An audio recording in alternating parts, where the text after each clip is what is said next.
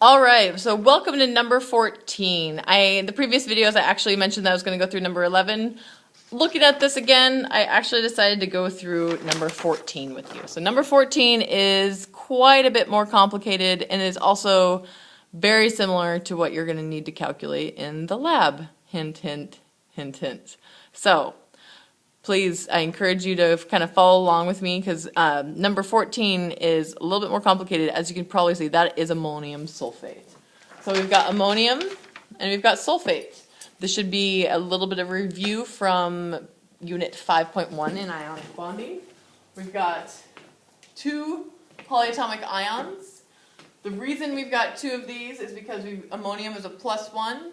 Sulfate is a -2, so we need two of these ammonium +1s to make a neutral compound of ammonium sulfate.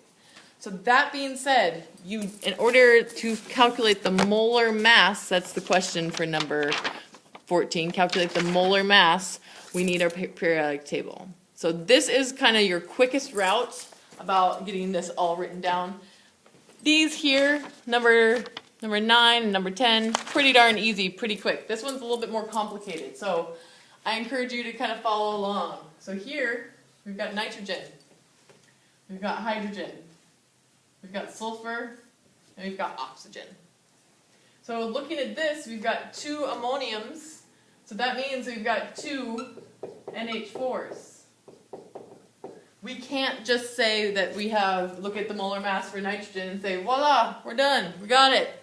We actually got to do a couple more steps. So we've got two of them. So if I look on your periodic table, nitrogen, ammonium's not on the periodic table, nitrogen is 14.01 grams. But there's two of them, as we can see looking here. So we're going to multiply that by 2. This was also on the moles of chalk. This was also on the mole practice on the moles of chalk. I had little boxes set up, places for you to write how many atoms were in that molecule, and for the molar mass. So it looks something like that. This should look a little familiar to you. Most of you have turned it in by now. So then we've got this one. Hydrogen is 1.01 grams. But please notice there's 4. I can't just, many people have been messing this one up. They just add 4 plus 2. I'm like, sweet. I got 4 plus 2, that's 6. No, it is not 6. Remember, we have 2 entire, that's why these parentheses are there. What's 4 plus 4? 8. So, know that another way you can do it, see that outside the parentheses, 2 times 4 is 8. Then we've got sulfur. Sulfur, we've got 1 of them. We know anything times 1 is itself. Sulfur is 32.07. 32.07, and oxygen. Actually I noticed another one of the mistakes is some people were saying that they thought sulfur was 4 in this. Sulfur is not 4 in this.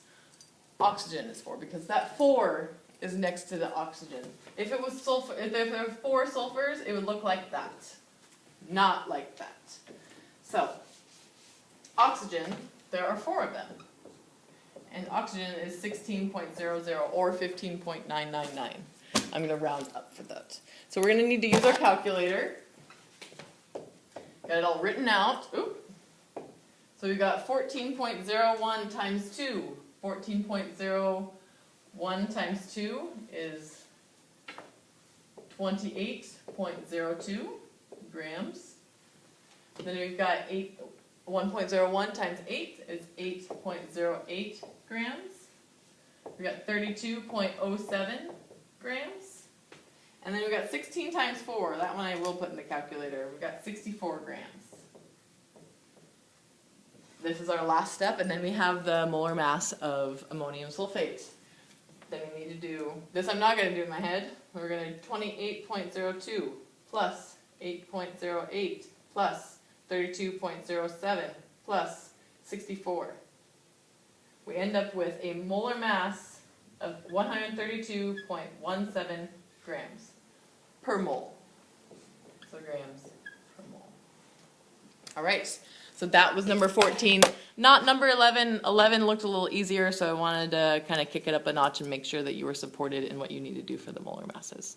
All right, any questions, please email me, etc., etc. I hope that helps.